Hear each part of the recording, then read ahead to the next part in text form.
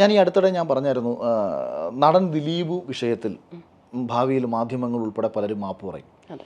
അപ്പോൾ ഇത് പറഞ്ഞപ്പം അഖിലേട്ടാ നിങ്ങൾ പല കാര്യങ്ങളും പറയുന്നതിനോട് ഞങ്ങൾക്ക് യോജിപ്പുണ്ട്, പക്ഷേ ദിലീപിനെ നിങ്ങൾ അനുകൂലിച്ചത് ഒരു രീതിയിലും ശരിയായില്ല. അയാൾ കള്ളനാണ്, മറ്റേതാണ് അയാൾ പീഡനവീരനാണ്, കുന്ത കുടച്ചക്രം എന്ന് പറഞ്ഞിട്ട് എനിക്കെതിരെ, അതായത് ഞാൻ ഒരു ഭാഗത്ത് മറ്റേ ബിഗ് ബോസുമായി ബന്ധപ്പെട്ടിട്ടുള്ള പെൺകുട്ടികൾക്ക് നേരിടേണ്ടി വന്ന ചില പ്രശ്നങ്ങൾ ഞാൻ റൈസ് ചെയ്ത സമയത്ത് തന്നെ ഞാൻ ദിലീപിനെ പോലെ ഒരാളെ ഞാൻ പിന്തുണച്ചു എന്ന് പറഞ്ഞിട്ട് എൻ്റെ ഇരട്ടത്താപ്പ് നിലപാടെന്നൊക്കെ പറഞ്ഞു. പക്ഷേ ഒരാളെന്നോട് ചോദിക്കും, ഞാനിപ്പം അതായത് എനിക്കതിന് വളരെ കൃത്യമായ കാരണങ്ങളുണ്ട്. ഇപ്പം കോടതിയിലിരിക്കുന്ന കേസായതുകൊണ്ട് ഒരുപാട് ഡീറ്റെയിൽ ചെയ്തിപ്പം ഞാൻ പറയുന്നില്ലെങ്കിൽ പോലും എവിടെയാണ് ദിലീപ് പ്രേക്ഷകരുടെ മുന്നിൽ കുറ്റക്കാരനായത്? പൾസർ സുനി എന്ന് പറയുന്ന ഒരുവൻ പോലീസിന് കൊടുത്ത ഒരൊറ്റ മൊഴിക്ക് അപ്പുറത്തേക്ക് കേരളത്തിലെ ജനതയ്ക്ക് എന്തു ബോധ്യമാണുള്ളത് ഇയാളിത് ചെയ്തു എന്നുള്ളതിന്? കേരള പോലീസിൻ്റെ കണക്ക് ഫാബ്രിക്കേറ്റഡ് ആയിട്ട് കാര്യങ്ങൾ ചെയ്യാൻ ശേഷിയുള്ളൊരു പോലീസ് ഇന്ത്യയിൽ വേറെ ഇല്ല. അവർ വിചാരിച്ചാൽ അവർക്ക് ഏത് രീതിയിൽ ഒരു കേസിനെ വളച്ചൊടിക്കാൻ പറ്റും. എന്നോട് നാദിർഷ നേരിട്ട് പറഞ്ഞൊരു കാര്യമുണ്ട്. അതായത് ഈ ചോദ്യം ചെയ്യലുമായി ബന്ധപ്പെട്ട് നാദിർഷ അമേരിക്കയിൽ നിൽക്കുന്ന സമയത്താണ് ഇവിടെ പ്രശ്നം ഉണ്ടാകുന്നത്. അപ്പോൾ അദ്ദേഹത്തിന് എന്നോട് പറഞ്ഞത്, അഖിൽ എവിടെയും ചോദിച്ചാൽ പറഞ്ഞോളാൻ പറഞ്ഞു, അതുകൊണ്ടാണ് ഞാനിതൊക്കെ പറയുന്നത്. അപ്പോൾ ഇദ്ദേഹത്തിനെ വിളിച്ചിട്ട് പറഞ്ഞു, ഇത് കണക്ക് ദിലീപുമായിട്ട് ബന്ധപ്പെട്ടിട്ടുള്ള കാര്യത്തിൽ നിങ്ങളെ ചോദ്യം ചെയ്യണം, നിങ്ങളെ പ്രതിയാക്കണം എന്ന് പറഞ്ഞു. അപ്പം പുള്ളി പറഞ്ഞു, സാറേ അവൻ എൻ്റെ ഏറ്റവും അടുത്ത സുഹൃത്താണ്, എന്തെങ്കിലും ഒരു കയ്യബദ്ധം അവൻ്റെ ഭാഗത്ത് പറ്റിയിട്ടുണ്ടെങ്കിൽ അറ്റ്ലീസ്റ്റ് അവൻ ആരെ അറിയിച്ചില്ലെങ്കിലും അവൻ എന്നോടൊന്നും സൂചിപ്പിക്കും. അപ്പോൾ ഇങ്ങനൊരു കാര്യം അവൻ എന്നോടൊരിക്കലും പറഞ്ഞിട്ട് കൂടിയില്ല.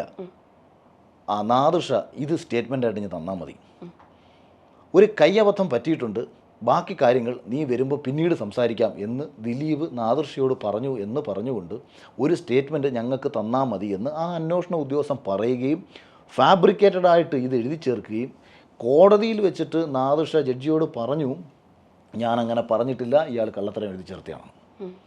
അപ്പോൾ അതിൻ്റെ ഉദ്ദേശം എന്താണ്? ഇപ്പോൾ ഒരാളെ, അതായത് ഈ മറ്റേ പീഡിപ്പിക്കപ്പെട്ട അല്ലെങ്കിൽ ക്രൂരമായ ഒരു പീഡനത്തിന് വിധേയായ ഒരു കുട്ടിക്ക് നമുക്ക്, ഒരു സ്ത്രീക്ക് പൂർണ്ണ പിന്തുണ നമുക്ക് കൊടുക്കാം. പക്ഷേ അത് ഇയാളാണ് ചെയ്തത് എന്ന് ഇവിടുത്തെ പൊതുസമൂഹം എന്ത് ബോധ്യത്തിൻ്റെ അടിസ്ഥാനത്തിലാണ് ചിന്തിക്കുന്നത്? ഞാൻ പറഞ്ഞത്, എന്താണ് നിങ്ങളുടെ ബോധ്യം? അയാൾ ആണിത് ചെയ്തത് എന്നുള്ളതിന് സമൂഹത്തിനുള്ള ബോധ്യം എന്താണ്? ഇപ്പം അദ്ദേഹം മഞ്ജു വാര്യരുമായിട്ട് ഡിവോഴ്സ് ആയതാണോ പ്രശ്നം? അതിന് നമ്മൾ കുടുംബജീവിതത്തിൽ പലർക്കും പല അഭിപ്രായ വ്യത്യാസങ്ങളുണ്ടാവാം, അല്ലെങ്കിൽ ഒരു മനുഷ്യന് ഒന്നിലധികം ആൾക്കാരോട് ഇഷ്ടം തോന്നിയേക്കാം. നിങ്ങൾ അക്കാര്യത്തെ വിമർശിച്ചോ. പക്ഷേ ഇതുപോലെ, അതുമാത്രമല്ല, ദിലീപ് എന്ന മനുഷ്യൻ പൾസർ സുനിയെ കണ്ടിട്ട് കൂടിയില്ല, ഫോട്ടോ പോലും ഫാബ്രിക്കേറ്റഡ് ആണ്, അതുപോലും ഫാബ്രിക്കേറ്റഡ് ആണ് പോലീസ് വെച്ചേക്കുന്നത്. പക്ഷെ അതിപ്പം ഒരു അന്വേഷണം നടക്കുന്നത് കോടതി മുൻപാകെ നിൽക്കുന്ന ഒരു കേസാണ് നടന്നത്. പിന്നെ അതിനെക്കാട്ടി ഉപരി വേറൊരു കാര്യം, നഗരമധ്യത്തിൽ ഓടിക്കൊണ്ടിരിക്കുന്ന ഒരു വാഹനത്തിൽ ഒരു പെൺകുട്ടിയെ പീഡിപ്പിച്ചിട്ട് അതിൻ്റെ വീഡിയോ എടുത്ത് ആ പെൺകുട്ടിയുടെ ജീവിതം തകർക്കണം, ഇതാണല്ലോ ഉദ്ദേശം. അതായത് നമ്മളെ മുന്നിലേക്ക് എത്തിയ ഒരു വിഷയം എന്ന് പറയുന്നത്, ഈ പർട്ടിക്കുലർ നടിയോട് വിരോധം തോന്നിയ ഒരു സിനിമാ നടൻ, അയാൾ ഈ കുട്ടിയുടെ ജീവിതം തകർക്കാൻ ശ്രമിക്കുന്നു. അതിനു വേണ്ടിയിട്ട് അയാൾ ഒരു പ്ലാൻ തയ്യാറാക്കുന്നു, ആ പെൺകുട്ടിയെ സമൂഹ മധ്യത്തിൽ അപമാനിക്കുക. അതിനു വേണ്ടിയിട്ടുള്ള പ്ലാൻ എന്താണ്? അതാണ് ലോകത്ത് കോമൺ സെൻസുള്ള ഒരാളും ചെയ്യാത്തൊരു പ്ലാൻ. ഓടിക്കൊണ്ടിരിക്കുന്ന ഒരു വാഹനത്തിൽ വെച്ച് ഈ കുട്ടിയെ ദൃശ്യങ്ങൾ പകർത്തുക. ഈ ദൃശ്യങ്ങൾ പുള്ളിക്ക്, അതായത് ഇവർ പരാതി കൊടുക്കുമെന്നോ ഇത് കേസാകുമെന്നോ അറിയത്തില്ലല്ലോ. ഒരു സ്ത്രീയെ ക്രൂരമായി ഉപദ്രവിച്ചുകൊണ്ട് അവളുടെ ഏത് ലൈംഗികപരമായിട്ടുള്ള ഒരു വീഡിയോ പകർത്തിയാലും ഇത് ആർക്ക് ആസ്വദിക്കാൻ പറ്റും? ഇതങ്ങനെ അത് കണ്ടു കഴിഞ്ഞാൽ, ഇപ്പം നിങ്ങളൊരു സ്ത്രീയാണ്, ഇത്തരം ഒരു ദൃശ്യം കേരളത്തിൽ എത്ര സ്പ്രെഡായാലും ആ കുട്ടിയോട് സഹാനുഭൂതിയും അനുകമ്പയും അല്ലാതെ ആർക്കെങ്കിലും മറ്റൊരർത്ഥത്തിൽ അതിനെ കാണാൻ കഴിയുമോ? അതായത് ഉപദ്രവിച്ചു കൊണ്ടുള്ള ഒരു വിഷ്വലാണെന്നുണ്ടെങ്കിൽ അപ്പോൾ അവൾ ആസ്വദിക്കുന്ന ഒരു വിഷ്വൽ കിട്ടണം. അല്ലെന്നുണ്ടെങ്കിൽ അവൾ അറിയാതെ കുളിക്കുന്ന, അല്ലെങ്കിൽ അതായത് ഒരു നഗ്നമായ ദൃശ്യം, അതായത് പ്രേക്ഷകനെ, അതായത് ഒരാളെ അപമാനിക്കാവുന്ന ഉദ്ദേശത്തിൽ. ഞാൻ പറഞ്ഞത് ക്രൂരമായി ഉപദ്രവിക്കുന്നതിനെ പീഡനമാണല്ലോ, അല്ലെങ്കിൽ ബലാത്സംഗമാണല്ലോ, അതിനെ ഒരിക്കലും സമൂഹത്തിന് ഒരാളെ നാറ്റിക്കാൻ പറ്റില്ല. ഇതാണല്ലോ പ്ലാൻ. ഞാൻ പറഞ്ഞത് ഇവരുടെ ഒരു പ്ലാൻ, ആരോ ആയിക്കോട്ടെ, ഇങ്ങനൊരു പ്ലാനാണ് ഇവർ തയ്യാറാക്കുന്നത്. ഞാൻ എന്തുകൊണ്ടാണ് ഇങ്ങനൊരു പ്ലാൻ ദിലീപിനെ പോലെ ചെയ്യില്ല എന്ന് പറയാനുള്ള കാരണത്തിലേക്കാണ് ഞാൻ വരുന്നത്. 2, നഗരമധ്യത്തിൽ ഓടിക്കൊണ്ടിരിക്കുന്ന ഒരു വാഹനത്തിൻ്റെ ഉള്ളിൽ നിന്നുകൊണ്ട് ഇത്തരമൊരു വീഡിയോ ദൃശ്യം ചിത്രീകരിക്കാൻ ഈ വണ്ടിക്കകത്ത് എത്രത്തോളം വെട്ടമുണ്ട്? രാത്രിയിലാണ്. അതായത് വ്യക്തതയില്ലാത്ത, ഷെയ്ക്കാവാൻ സാധ്യതയുള്ള ഒരു പ്രോപ്പറല്ലാത്ത ഒരു ദൃശ്യം കിട്ടത്തക്ക രീതിയിൽ ഇത്രയും വിവരക്കേട്. ഇനി ഈ വണ്ടി എവിടെയെങ്കിലും പോയി തട്ടിയിരുന്നെങ്കിൽ എന്താകും അവസ്ഥ? പിടിക്കപ്പെടണമെന്നും പൾസർ സുനി പോലീസിൻ്റെ അകത്താകണമെന്നും ഉദ്ദേശിച്ചിട്ടുള്ള കാര്യത്തിലുള്ള ഇത് ചെയ്യുന്നത്. ഒരു കുറ്റകൃത്യം ഒരാൾ പ്ലാൻ ചെയ്താൽ ആ കുറ്റകൃത്യം എഫക്റ്റീവായിട്ട് തന്നെ വരണം.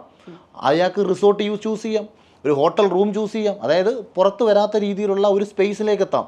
ഓടിക്കൊണ്ടിരിക്കുന്ന ഒരു വാഹനത്തിൽ ഏതെങ്കിലും രീതിയിൽ ഒരു പിടിച്ചു തള്ളക്കോ ബഹളങ്ങളോ വണ്ടിക്കുള്ളിൽ നടന്നാൽ സ്വാഭാവികമായിട്ടും ഈ വാഹനം ഒരു അപകടത്തിൽ പോയി പെട്ടേക്കാം. അങ്ങനെ പെട്ടാൽ തൻ്റെ പ്ലാൻ പൊളിയും.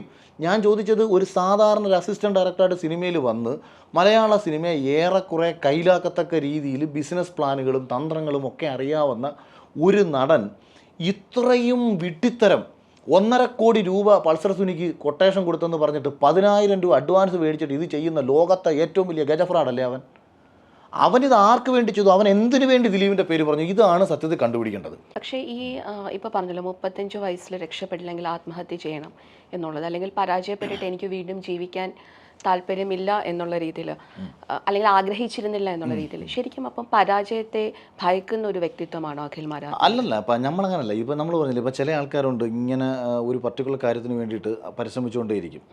അപ്പം നമുക്ക് 2 കാരണങ്ങൾ കൊണ്ടാണ് കിട്ടാത്തത്. എന്തുകൊണ്ടാണ് നമ്മൾക്ക് പരിശ്രമിച്ചിട്ടും കിട്ടാത്തതെന്ന് തിരിച്ചറിയാൻ നമുക്ക് കഴിവില്ലാത്തതുകൊണ്ടാണ്.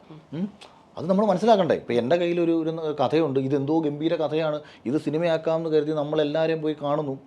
അത് ഒരിക്കലും നടക്കത്തില്ല എന്നുണ്ടെന്നുണ്ടെങ്കിൽ കുറേ കാലം കഴിയുമ്പോൾ മനസ്സിലാക്കണം എന്തോ ഒരു കുഴപ്പം നമുക്കുണ്ട്. അപ്പം നമ്മളെക്കാട്ടി ഷോർട്ട് ടൈമിൽ പല ആൾക്കാരും കയറി പോകുമ്പോൾ ആ കയറി പോകുന്നതിനും എന്തോ കഴിവുണ്ട്. അപ്പോൾ അതിൽ ഇത് ഈ വ്യത്യാസം നമ്മൾ പതുക്കെ തിരിച്ചറിയണം. അപ്പം അല്ലെങ്കിൽ ഈ കാലഘട്ടത്തിനനുസരിച്ചിട്ടുള്ള ഒരു പരിപാടിയുമായിട്ടല്ല ഞാനിപ്പോൾ മുന്നോട്ട് പോയിക്കൊണ്ടിരിക്കുന്നത്.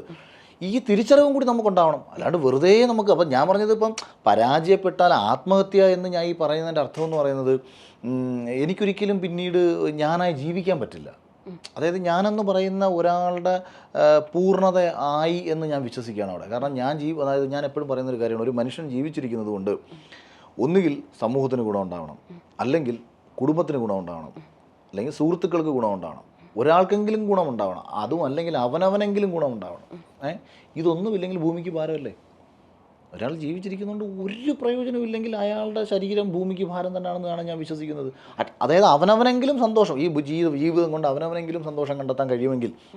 പക്ഷേ എന്നെ സംബന്ധിച്ച് നമ്മൾ അങ്ങനെ സഞ്ചരിച്ച ഒരാളായതുകൊണ്ടും, അതായത് പലരുടെ മുന്നിലും വെല്ലുവിളിച്ചും ആകും എടുക്കും എന്നൊക്കെ പറഞ്ഞ്, അന്നേരം അവരെല്ലാവരും നമ്മുടെ അടുത്ത് പറയും, ഇത് നിനക്ക് വേറെ പണിയില്ല, നീ നന്നായിട്ട് പഠിക്കുമായിരുന്നല്ലോ, നിനക്ക് ജോലിക്ക് വെക്കൂടെ, നിനക്ക് പണ്ട് PSC എഴുതി കിട്ടിയല്ലേ, നിനക്ക് ജോലിക്ക് വെക്കൂടെ, അല്ലെങ്കിൽ നിനക്ക് മെഡിക്കൽ ഡിപ്പാർട്ട് വർക്ക് ചെയ്തു നല്ല ശമ്പളം ഉണ്ടായിരുന്നു, നീ വിചാരിച്ചാൽ നല്ല ശമ്പളം കിട്ടും, അത് കിട്ടും ഇത് കിട്ടും, അങ്ങനെ പലരും പറഞ്ഞ് നമ്മളെ ഉപദേശിച്ചുകൊണ്ട് ഈ ഉപദേശങ്ങൾ തള്ളിപ്പറഞ്ഞുകൊണ്ടിരിക്കുമ്പോൾ അവർ വിചാരിക്കുന്നത് അവർ വിജയിക്കണമെങ്കിൽ എന്ത് വേണം? ഞാൻ നശിക്കണം. ഞാൻ വിജയിച്ചാൽ അവരുടെ ഉപദേശങ്ങൾ പരാജയപ്പെടുകയും ഞാൻ സക്സസ് ആവുകയും ചെയ്യുമ്പോൾ അവരുടെ ഉള്ളിൻ്റെ ഉള്ളിൽ ഈവൻ നശിച്ച് നാരായണക്കല്ലടിച്ച് നമ്മളെ മുന്നിൽ വന്ന് നിന്നിട്ട് പറയണം, നിങ്ങളൊക്കെ പറഞ്ഞതായിരുന്നു ശരി, ഞാൻ കാണിച്ചത് മണ്ടത്തരമായിപ്പോയി.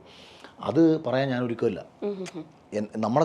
എൻ്റെ തീരുമാനം വിജയിക്കണം എന്ന് തന്നെ ഉറച്ച് വിശ്വസിച്ച് മുന്നോട്ട് പോകുമ്പോൾ ആ തീരുമാനം പരാജയപ്പെടാതിരിക്കാൻ വേണ്ടി പ്രവർത്തിച്ചുകൊണ്ടേയിരുന്നു. വൺസ് പരാജയപ്പെട്ടാൽ പിന്നീട് ഇവരാരുടെ മുന്നിൽ പോയി അവരെ ഫേസ് ചെയ്യാനുള്ളൊരു ധൈര്യമൊന്നും, ആ ധൈര്യം എനിക്കില്ലായിരുന്നു.